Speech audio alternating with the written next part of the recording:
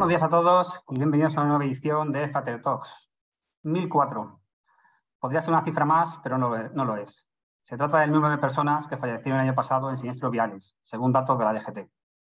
Un dato numérico en el que detrás se esconden auténticos dramas personales, proyectos de vida truncados y familias que quedan rotas.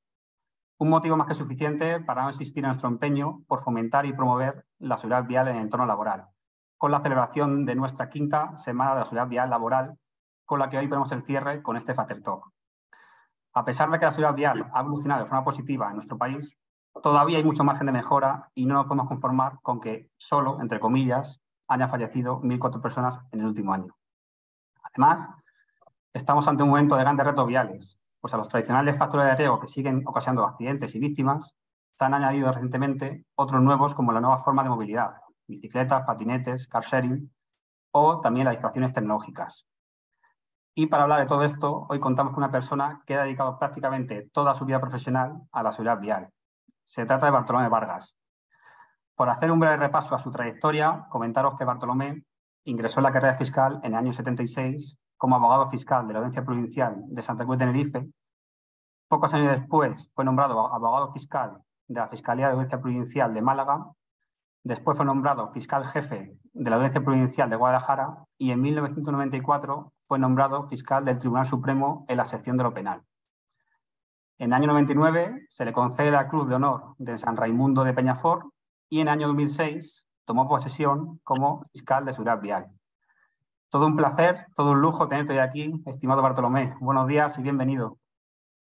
Buenos días Carlos, David, Mar, buenos días a la fraternidad, qué nombre tan bonito, fraternidad, ¿verdad? Sentirse cercanos, próximos, la humanidad en todo, la humanidad en las mutuas, la humanidad en este ámbito, ¿no? Y bueno, decir que realmente pues vivimos un momento de incertidumbre colectiva, ¿no? Y qué importante es la seguridad, sentirse seguro, estar seguro. En ese sentido, las mutuas cumplen pues indudablemente un papel, ¿no? Y las empresas que invierten en ello, se que técnicos de prevención de riesgos, prevenir riesgos, afrontar riesgos. Estamos en un mundo de riesgos y sobre todo ahora, ¿no? Por eso tiene todo el sentido y os felicito a vosotros y a los directivos que lo han promovido también estas jornadas. Y para compartir este mundo de seguridades, de coberturas, de riesgos, de reflexionar juntos y de compartir, y lo comparto desde ahora con todos los que me están oyendo, mi apoyo a todos los que trabajan aquí en esta empresa con esta finalidad pues altruista en definitiva, ¿no? De asegurar, ¿no? De hacer sentirse más seguras las personas y también pues a las empresas que colaboran, a los técnicos de prevención de riesgos laborales, los valoro muchísimo, ¿no? Son fundamentales y estoy pues, muy contento y encantado de estar aquí con vosotros.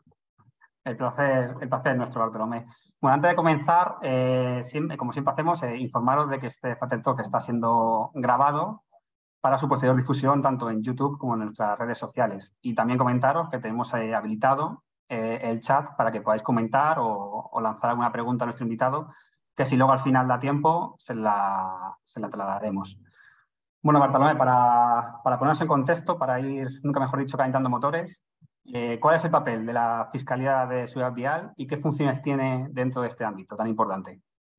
Pues el papel de esta fiscalía, que es una fiscalía especializada, ¿no? Significa que es como una inmersión en profundidad en todos los ámbitos de la seguridad vial. Los ámbitos científicos, tecnológicos, prevención, educación, seguridad, mutuas, seguros y también derecho penal. No solamente derecho penal. El fiscal no solamente está aquí en el derecho penal. Estamos en todos los ámbitos. Es una visión colectiva. Multidisciplinar. Yo he tenido pues la satisfacción, el compromiso, ¿no? de iniciarla, ¿no? Y he dirigido una red de 80 fiscales en toda España con muy pocos recursos. Tenemos mentalidad de emprendedores, en el sentido de que hemos abierto pues, una empresa de seguridad vial en la Fiscalía, entiéndase la palabra empresa, ¿no? Un nuevo camino, una nueva dirección, ¿no? Con un gran compromiso, con muy pocos medios, como sucede siempre en la Fiscalía, pero con mucha convicción en lo que estamos haciendo. Nos hemos introducido en todos estos campos que tú citabas y en otros muchos de los que estoy dispuesto a hablar. Ahora me ha sucedido un compañero recientemente, Luis del Río, jubilado, que continuará esta trayectoria. No hay un límite a la seguridad vial, hay tantísimas cuestiones interrelacionadas a la movilidad en las ciudades, las tecnologías, fin, tantos temas por abrir todavía que mi compañero que me sucede, su gran fiscal, tiene mucho camino por delante. Importantísimo, ¿no? El papel que ejerce la Fiscalía y que a veces no es del todo conocido, ¿no? Y sin duda es un papel muy importante para evitar esa sensación de impunidad, ¿no? A veces que parece que hay, ¿no? Algún delito de seguridad contra la sociedad vial, ¿no? Y que gracias a la Fiscalía pues se evita que sea así, ¿no? Bueno, a pesar del gran esfuerzo que se viene haciendo, ¿no? Desde hace ya muchos años atrás, a través de campañas de concienciación bueno, que sin duda han tenido un efecto positivo, ¿no? En la concienciación colectiva, todavía hoy vemos de vez en cuando ciertas actitudes o comportamientos temerarios, ¿no? Que nos ponen la piel de gallina, los pelos de punta, con el altavoz además, pues que da las redes sociales, ¿no? ¿A qué crees que es debido que todavía hoy, en el año que estamos ya, sigan viéndose todavía ese tipo de conductas? ¿Y qué más se puede hacer, aparte de lo que ya se ha hecho y se está haciendo, qué más se puede hacer para evitarlas por fin? La verdad es que hemos vivido comportamientos y conductas temerarios, arriesgados, irresponsables. En la charla previa pues hemos hablado de los conductores que se graban pues a elevadísimas velocidades y se exhiben en YouTube como un ejemplo, ¿no? Hay otra modalidad de conducciones también temerarias, personas que adelantan en condiciones de máximo riesgo.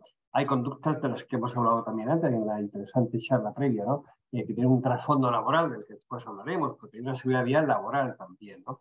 ¿Y a qué se debe, no? ¿Cuál es el factor? Es la persona siempre, ¿no? Y tratamos también hemos hecho criminología vial, que es la ciencia que estudia los porqués. Porque hay que aplicar la ley, por supuesto. La ley es un freno. La ley educa, enseña, previene, sanciona y tiene todas estas finalidades.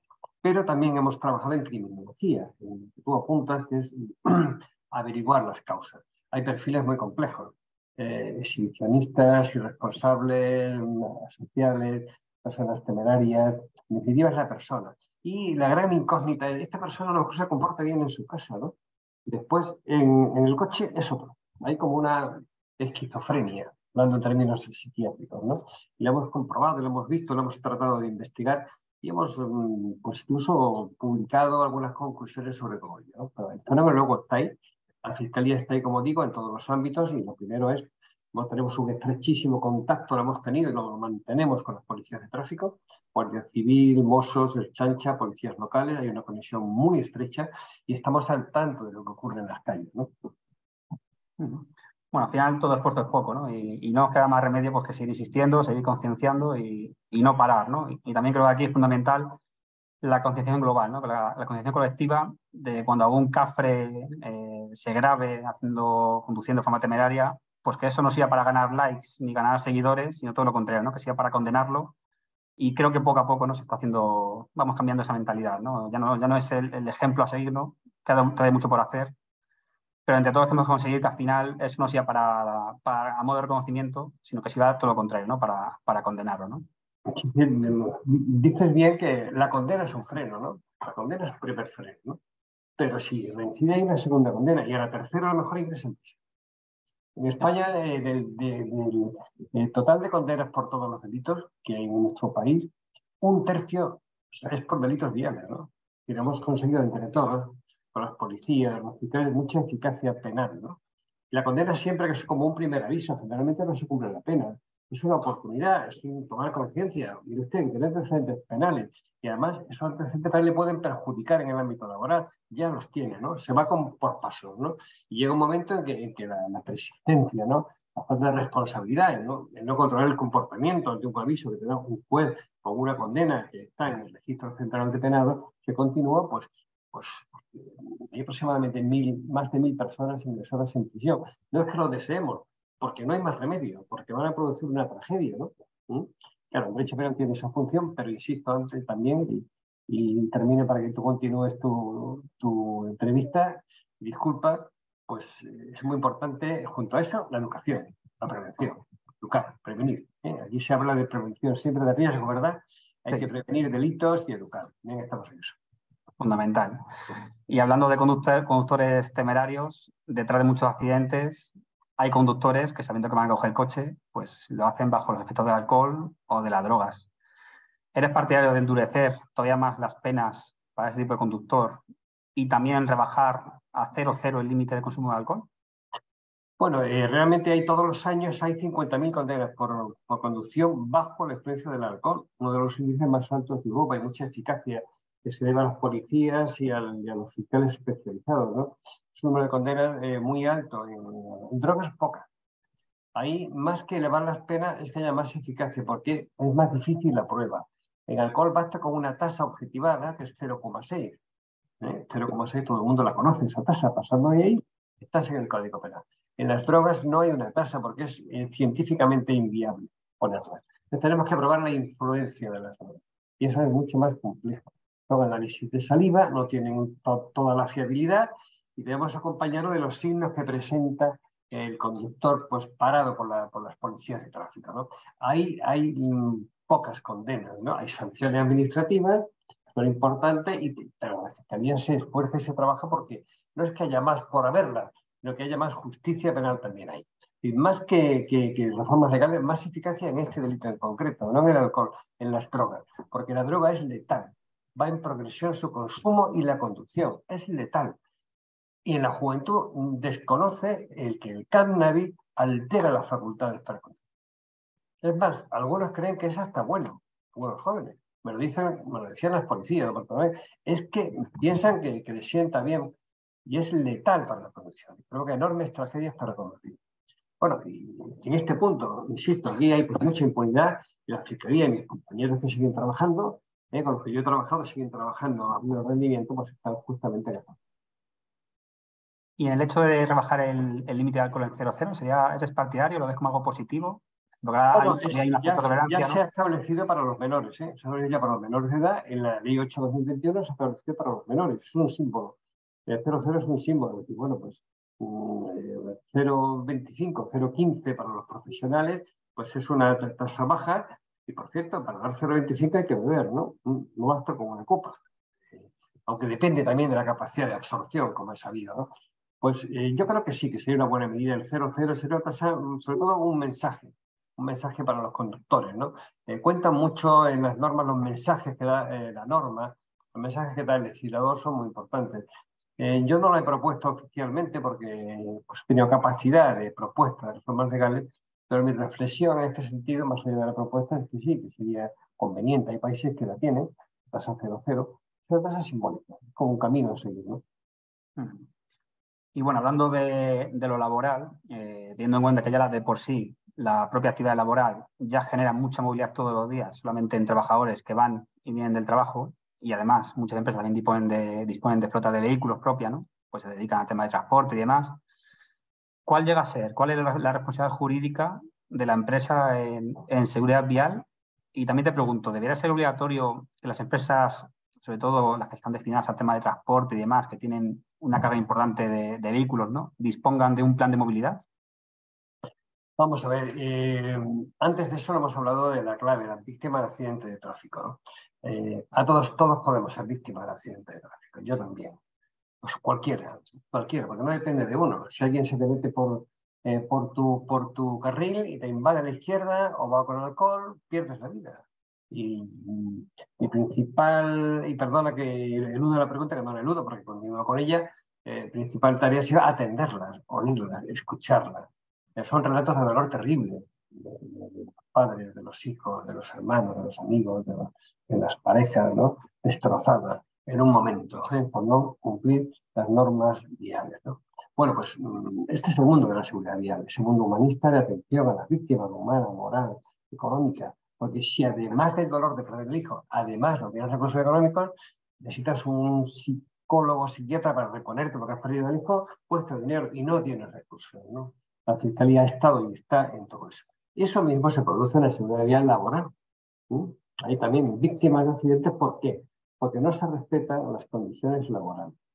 Hay una legislación laboral que todo el mundo conoce, que es importantísimo respetar, ¿no? Y hay que respetarla, que está en el origen de accidentes de tráfico, a veces muy graves, yo los he vivido como fiscal, debido al incumplimiento de la normativa laboral. Por eso es muy correcto, David, que se hable de seguridad vial laboral, que hay una seguridad vial laboral en el ámbito del trabajo, ¿no? Y que lo vemos a diario. Vemos a diario, pues, por ejemplo, con las con los transportes rápidos, ¿no? Con estos chicos jóvenes que van en bicicleta cargados, que yo los veo por Madrid, todos los vemos, ¿no?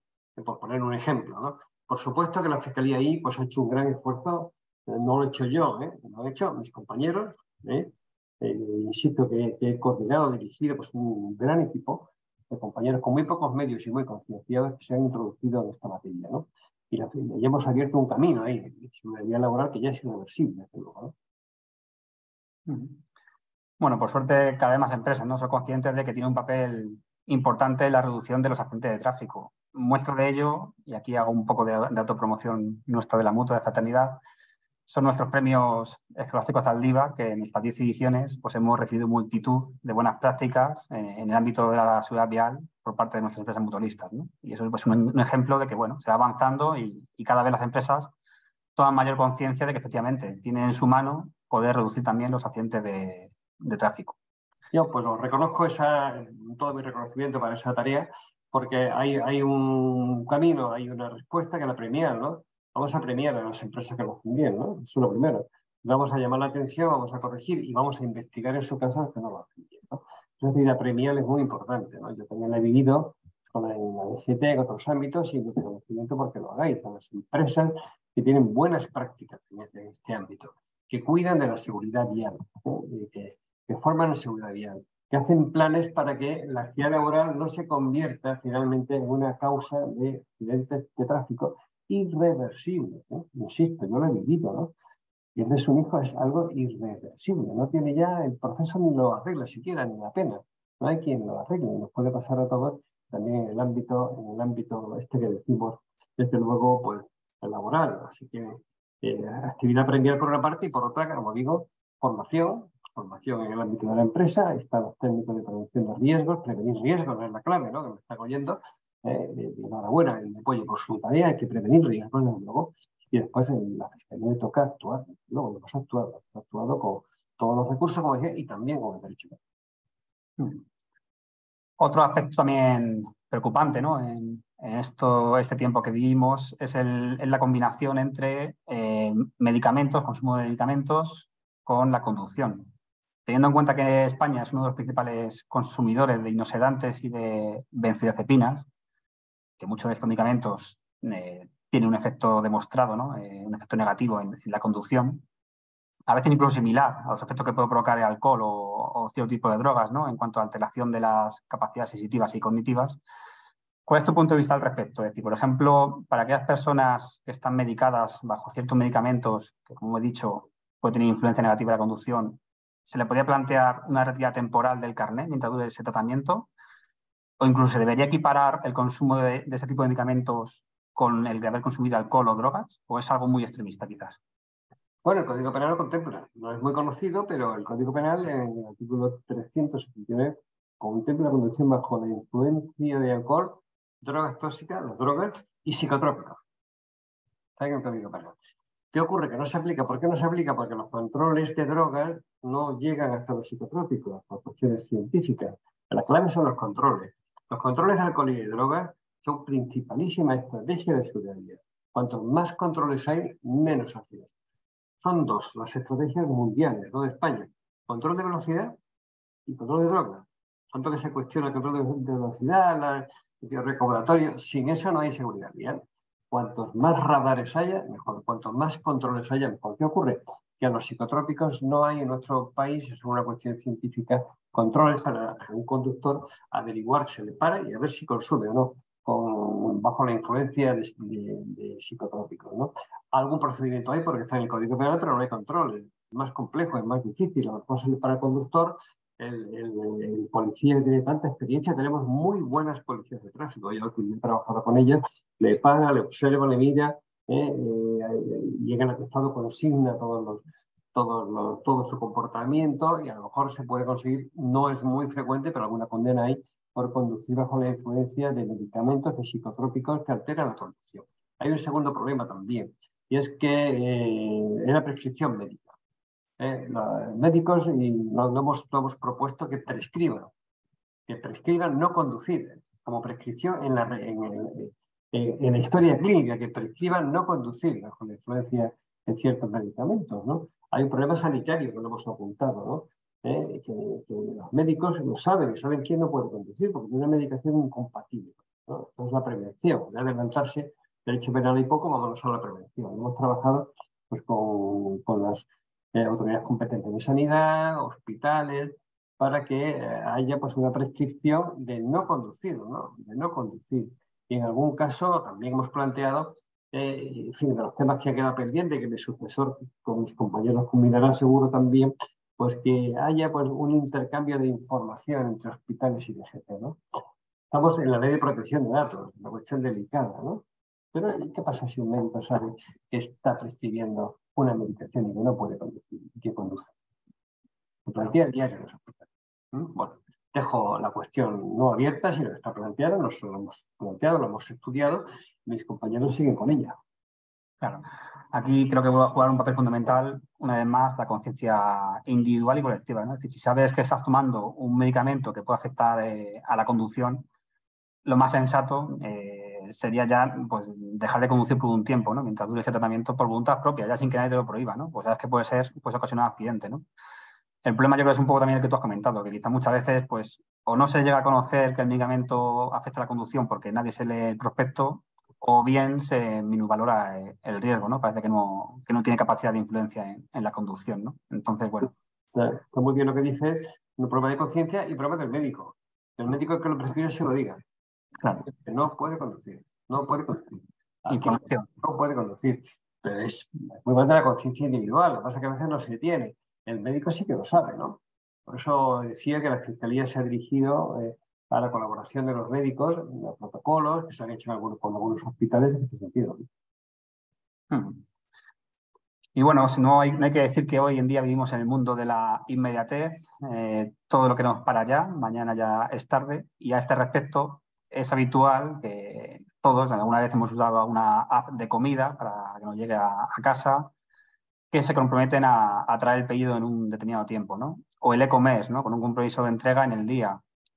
Puede ser que tanto nosotros, con el papel de consumidores, como sobre todo la empresa, ¿no? Se esté incitando a ese repartidor que tiene que cumplir un tiempo de entrega a adoptar conductas inseguras para poder cumplir con ese compromiso de entrega urgente.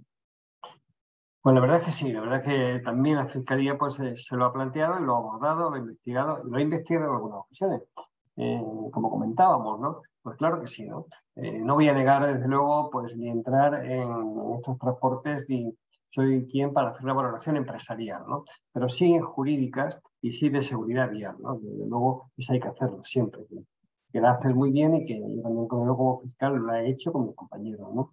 Estos empresas, bueno, estamos hablando de los transportes que todos vemos en ciudad, transportes rápidos, gente que va pues, pasando de horas y tal, y asumiendo riesgo, ¿no? Es la seguridad laboral. Aquí entramos ya de lleno en la seguridad laboral. O poníamos un ejemplo del conductor, perdón, del empresario de una flota de transportes y que no los tienen, que no pasa la ITV, por ejemplo. Sale con la investigación en determinado sitio que no diré cuál, que está en marcha contra el empresario, ¿no? ¿Por qué? Porque está sometiendo a los conductores a un gran riesgo y además un accidente concreto con consecuencias muy graves para un conductor, ¿no? Por supuesto que esa responsabilidad laboral, esa vulneración de normas se puede transformar en una responsabilidad penal. Trabajamos en esa línea. Pues exactamente igual para las demás empresas. No en todos los casos, la Fiscalía no está para investigar a todas las empresas, por supuesto, de transporte, sino en determinados casos, cuando ya son condiciones laborales leoninas, por así decirlo, que generan riesgos, de luego que la Fiscalía pues las ha investigado, ¿no? Y cuando, en fin, yo pues antes de jubilarme, pues estaba ultimando y habíamos hecho bastantes cosas, pero continúa mi sucesor, sobre todo mis compañeros que siguen ahí, la red de fiscales federados, esa excelente red, pues están, desde luego, en esa materia, en contacto con las policías, porque he hecho contacto con ellas, para investigar estos comportamientos. Las policías están en la calle, ¿no? Saben el día a día, lo conocen, ¿no? Y las policías municipales, urbanas también, y las de carretera también, porque hay transportes nocturnos que circulan furgonetas a toda velocidad, en algunos casos con consumo de cocaína, algunos casos, no se puede generalizar, ¿no? Y diremos, ¿quién? Lo sabemos, lo conocemos por las policías, ¿no? Entonces, pues, por supuesto que la Fiscalía ha estado, digo, y estará, y está con mi sucesor y mis compañeros en estos muy relevantes comportamientos, ¿no? Que afectan a la seguridad vial laboral. Estamos en el ámbito de la fraternidad, que estáis con todos estos temas, previniendo estos riesgos, ¿no? Los técnicos de prevención, pues ya se piensa que están muy bien. Así, por lo tanto, ante este tipo de casos, ¿no? Al final, no solamente es punible el trabajador que salta la norma, sino que también puede llegar a ser o tener responsabilidad penal la empresa que en cierta forma, ¿no?, incita a que por el ritmo de trabajo, por urgencia que le exija el trabajador, deba saltarse esas normas, ¿no? O adoptar una conducta de riesgo en un cierto momento. Por supuesto que sí.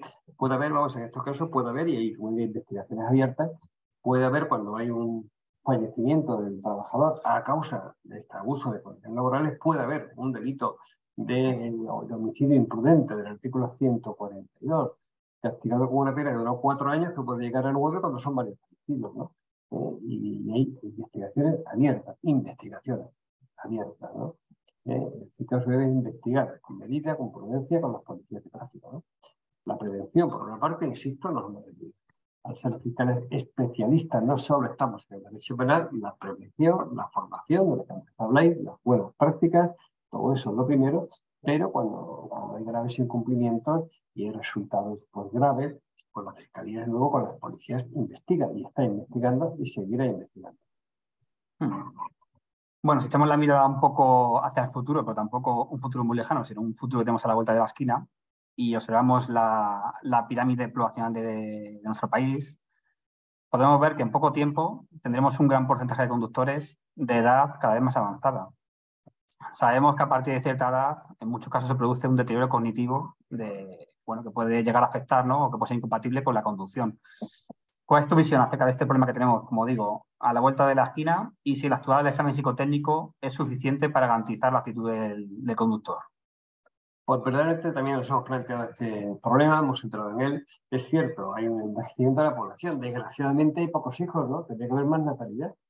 Estamos abajo del todo en natalidad. Yo no voy aquí a animar a que tenga todo el mundo hijos, no es mi tarea, pero estamos abajo del todo en la natalidad, ¿no? En Europa. Entonces, pues, la población envejece y efectivamente hay estadísticas de que de aquí pues, a 20 o 30 años un porcentaje muy alto de conductores mayores de 65 años. El problema que está ahí. Está muy bien que lo plantees, Carlos, porque el problema está ahí, lo hemos planteado también. Y claro, pues, ¿cuál es la cuestión? La cuestión es cultural, es jurídica, en fin, no se pueden establecer tampoco reglas a priori, ¿no? Hay personas con 70 años, 75 que están muy bien, pero que están regular, ¿no? Están regular en cuanto a facultades, son las claves de concentración y atención. La conducción requiere facultades de atención, ¿no? Ahí está la clave, ¿no? En la conducción es un comportamiento que requiere ciertas facultades intelectuales, que no son las mismas que para leer, ¿no? Son otro tipo de facultades de captar el medio, los reflejos y todo eso. Claro, se van deteriorando con la edad, aunque no hay reglas fijas, insisto, hay gente que conserva las facultades excelentes, ¿no? Fijar edades es muy complejo aquí, la cuestión en la que decías son las revisiones, ¿no? Que sean revisiones rigurosas, ¿no? Ahí está un poco la cuestión muy bien entiendo en la llave. No siempre lo son, no voy a generalizar, ¿no? Hay que hacer revisiones rigurosas, ¿no? De verdad. En esto está pendiente pues una reforma, la DGT lo sabe, yo he trabajado en muchísimo contacto con la DGT, he sido y aquí compañero fiscal de sala coordinador para coordinarse cada uno de sus funciones con las demás entidades públicas que trabajan en la materia, y se están justamente abordando estas temáticas con posibles también reformas legislativas, ¿no? Pero desde luego hay que mejorar mucho el régimen de los centros que hacen esos reconocimientos. Ese reconocimiento es de verdad. El reconocimiento médico no puede ser un trámite, ¿no? Tiene que ser algo de verdad, porque además viene bien ir al médico que te vean, ¿no? Que te vean todo y además tus facultades para conducir. No siempre es así. Es más, la Fiscalía en casos extremos, porque el derecho penal es el último recurso, hemos investigado algunos centros que realmente llegan a cometer pues, falsedades, ¿no? Sí, bueno, recuerdo un asunto de un hombre con 70 y tantos años que tiene un Parkinson, ¿no? Visible, y le dieron el certificado de aptitud, ¿no? Lo investigamos, ¿no? El derecho penal, insisto, está siempre al final, ¿no? Pero aquí pues queda un camino por recorrer, se va poco a poco recorriendo, que es la calidad del reconocimiento de centros con los profesionales adecuados. Se van haciendo esfuerzos progresivos, ¿no? Yo estoy aquí y he visto una curva progresiva ascendente de compromisos en toda la materia. Pero este sector, efectivamente, hay que atenderlo. Después, también se olvida que el reglamento de conductores no solamente contempla la privación del permiso cuando se alcanza no solamente la edad, sino un nivel de facultades que no ha sido adecuado, sino una restricción.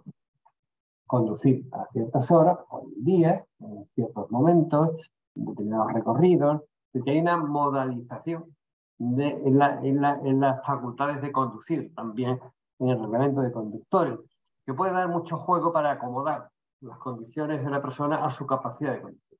Usted solamente puede conducir este pueblo a nada más. Para eso sí que está. Pero no más, no se puede meter usted en una autovía. Bueno, eso está contemplado normativamente, no es fácil, pero la Fiscalía también lo ha subrayado, siempre en colaboración, insisto, con la DGT, para que la relación ha sido siempre muy estrecha y muy fructífera.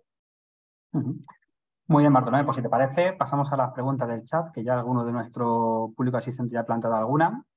Mira, pregunta, te las traslado, ¿vale? Te las leo. Pregunta Rebeca García. ¿A mayor vigilancia y control se ha demostrado que se reduce la siniestralidad o se cometen menos infracciones?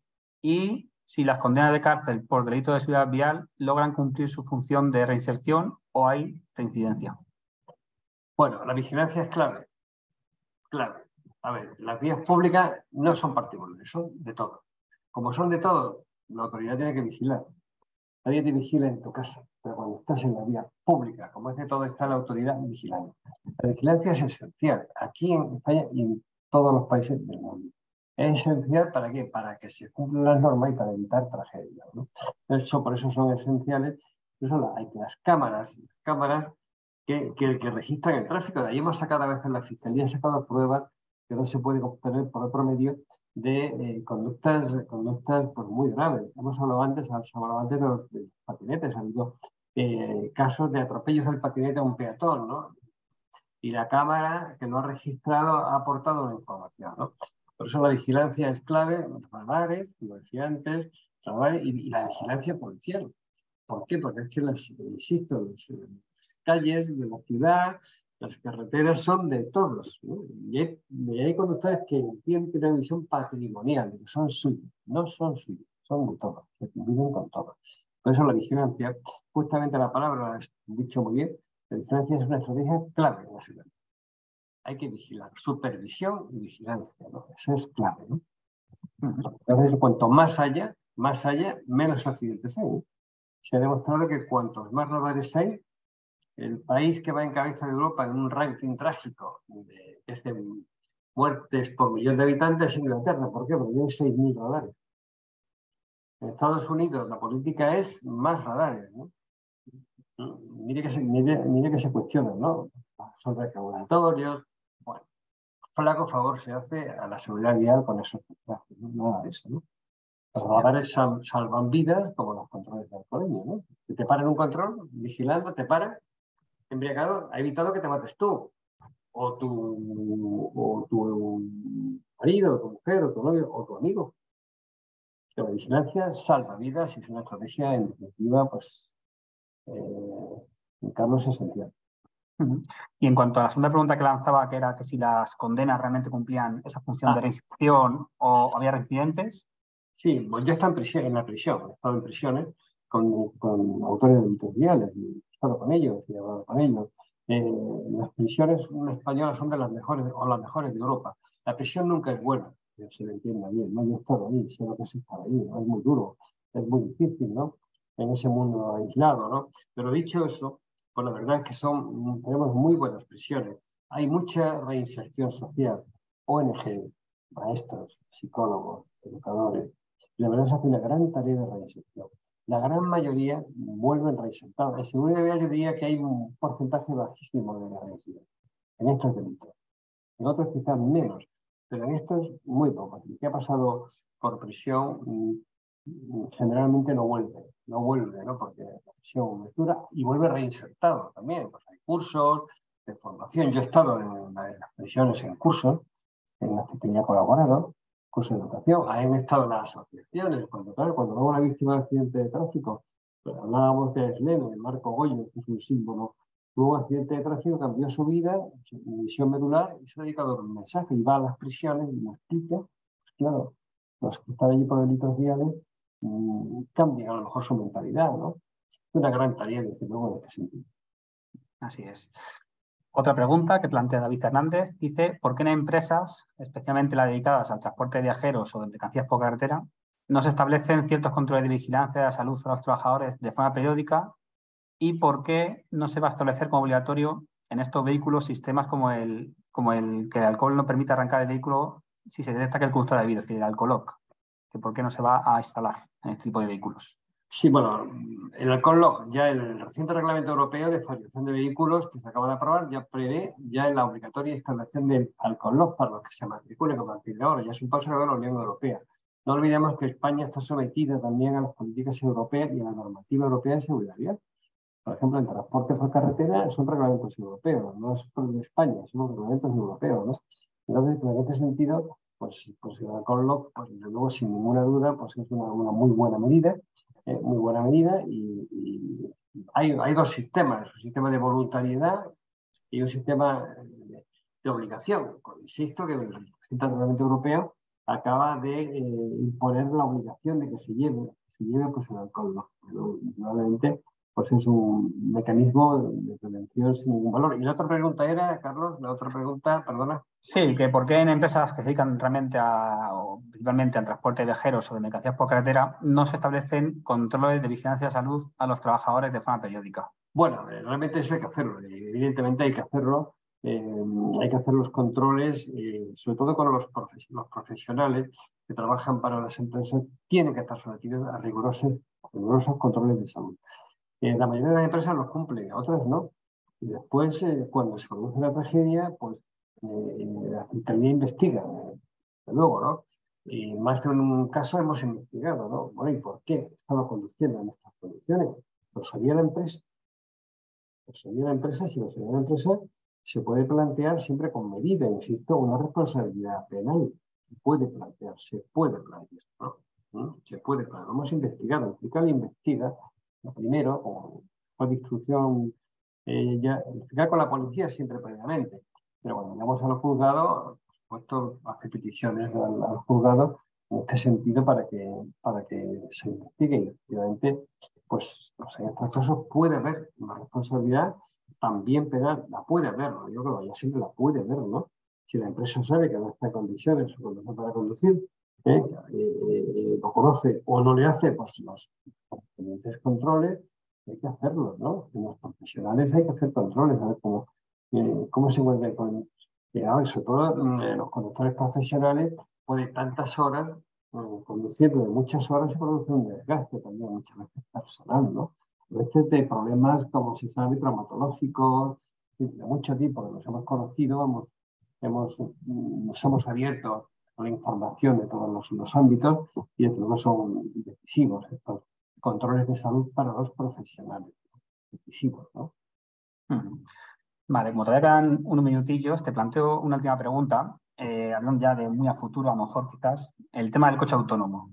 Hemos visto una noticia hace estos días atrás, creo que fue en China, en la cual un coche autónomo de un fabricante bastante puntero, no vamos a decir el nombre, aunque bueno, lo podéis imaginar seguramente, parece ser, no sabe muy bien el motivo, pero bueno, todo indica que de repente se volvió loco el software o lo que sea del coche y el coche prácticamente entró fuera de control, se puso a no sé cuántos kilómetros por hora en una vía urbana hasta que chocó contra, creo que fue otro coche y creo que mató a 2 personas. Claro, todo esto jurídicamente pone todo patas arriba, ¿no? Es decir, claro, ¿quién va a ser el responsable en ese aspecto? ¿Va a ser el fabricante del vehículo? ¿Va a ser el fabricante del software? Claro, en ese tipo de situaciones. Todavía no está el coche autónomo, es un futurible, porque ya efectivamente hay pruebas, está ahí, ¿no?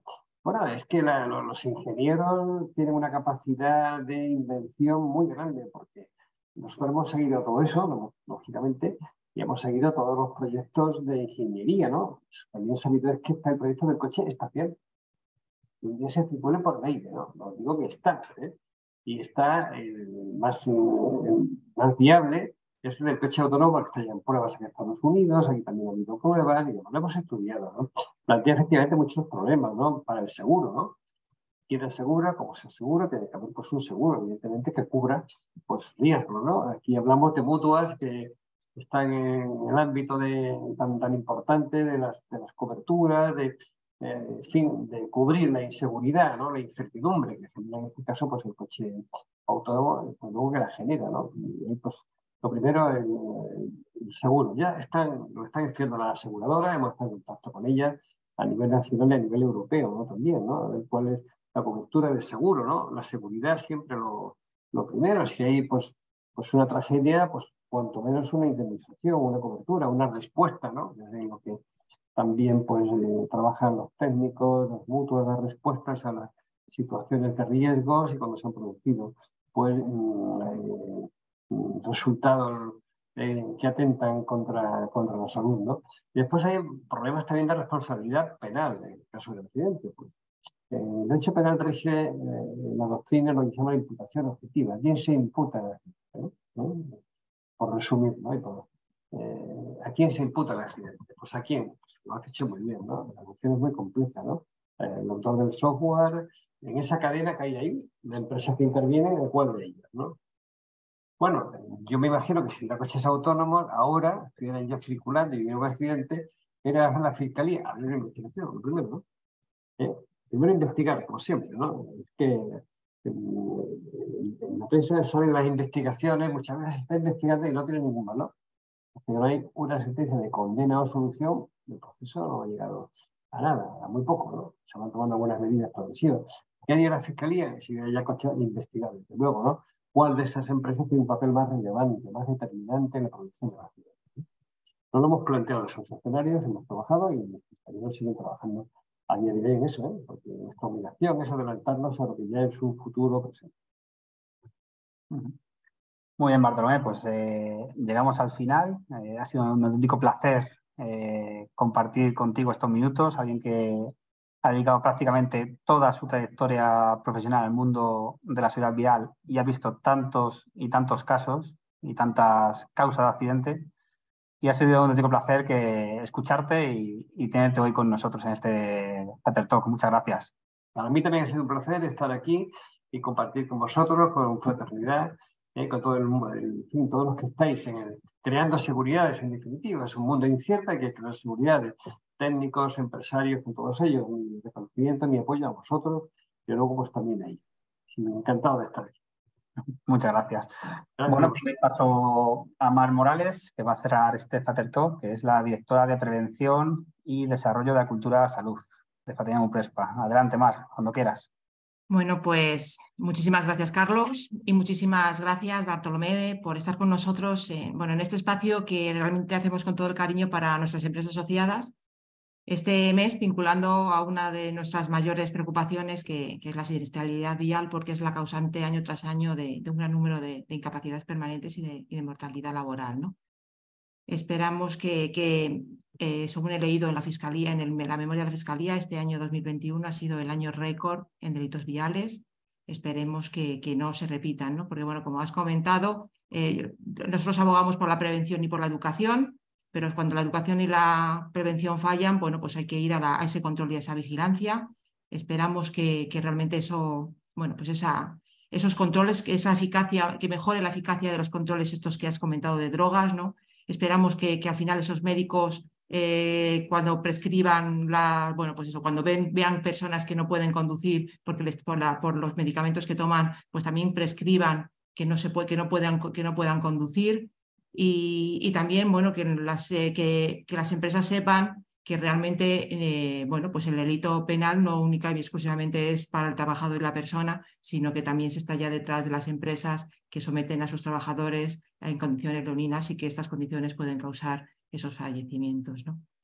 Entonces, bueno, pues también quiero, además de agradecer todo lo que nos has comentado y toda tu experiencia, pues además, pues la calidad humana que has demostrado también en estas palabras y bueno, también en ese pequeño introducción que hemos estado hablando nosotros, ¿no? En relación que además he leído que cuando te nombraron jefe de sala, ¿no? Coordinador de seguridad vial, lo primero que hiciste fue hablar con las víctimas, hablar con ellas, escucharlas y darles visibilidad, porque realmente también es una de nuestras, bueno, por eso hacemos nosotros las semanas de la seguridad vial en esta semana, porque el domingo pues es el día mundial en recuerdo a las víctimas de accidentes de tráfico, ¿no? Bueno, con este acto, creo que ha sido un colofón estupendo para nuestra semana de la seguridad vial, que estés con nosotros.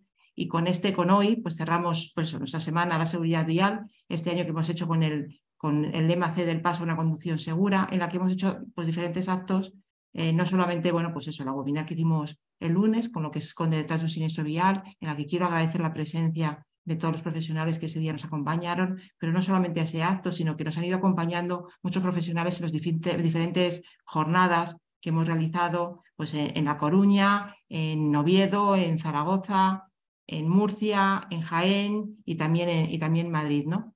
Hemos contado pues, eso, con nuestros colaboradores habituales, que son las asociaciones de víctimas de accidentes viales, como ASLEM y Stop Accidentes, que además Stop Accidentes este año nos ha cedido su exposición de carteles y que se exhiben en nuestro centro de La Coruña. También hemos contado, como siempre, contamos todos los años con la DGT y también nos acompaña. Y además, bueno, pues este año también quiero agradecer la colaboración que nos han prestado pues, el Instituto de Seguridad y Salud Laboral de Galicia, el Instituto Asturiano de Prevención, el Instituto Aragonés de Seguridad y Salud, el Instituto de Murcia, de Salud y Seguridad de Murcia, el Instituto Regional de Seguridad y Salud de Madrid y también la empresa Sobajasa, que también hicimos la reunión, ¿no? Y bueno, aunque parezca la entrada de los Oscar, también quiero agradecer el trabajo que han realizado todos nuestros consultores de prevención. Fundamentalmente, bueno, este año pues han tenido un mayor trabajo, pues eso, Eduardo Lodeiro, Iván Fernández, José Luis Fernández, Jesús López, Rafael Delgado y por supuesto, pues bueno, pues David Revillo, que ya sé que seguro que va a estar ahí pensando en lo que se hará en los actos que realizaremos en nuestra 6ª semana de seguridad vial y por supuesto a todo el departamento de prevención que bueno, pues está ahí detrás, ¿no? Bueno, pues con este Frater Talk queremos cerrar el año 2022 porque en diciembre os aviso que cerramos por vacaciones, cerramos por Navidad, es decir, no vamos a tenernos Frater Talk en diciembre, pero sí que os emplazamos para enero del 23, donde hablaremos de la importancia de hacer una prevención en un mundo laboral cada vez más diverso, no solo por la integración de la mujer en el mercado laboral, sino que también además se han incorporado a este mercado laboral. Tenemos también trabajadores de muy distintos países y culturas, tenemos trabajadores con capacidades diferentes y además, bueno, pues compartimos en el mismo espacio de la misma empresa, pues trabajadores de un amplio abanico de edad, ¿no? De muy jóvenes en edad y muy jóvenes en espíritu, que somos el resto, ¿no? Así que, bueno, pues las empresas realmente tienen que adaptarse y a conocer y cómo pueden enfocar esa diversidad con una actitud realmente preventiva, ¿no? Y entonces el Frater Talk del enero lo llamaremos hacia una prevención de riesgos adaptada, diversa e inclusiva. Ese será, bueno, pues eso, nuestro primer Frater Talk de enero, donde contaremos con Patricia Sanz Cameo, que es vicepresidenta de Igualdad, Recursos Humanos y Cultura Institucional de Inclusión de la ONCE, que será el próximo día 27 de enero, como siempre a las 10, y lo que, bueno, pues esperamos contar como siempre con vuestra presencia. Bueno, pues buen fin de semana y yo ya no sé si decir que buen fin de año y bueno, pues esperamos en la siguiente edición y muchísimas gracias por estar de nuevo con nosotros.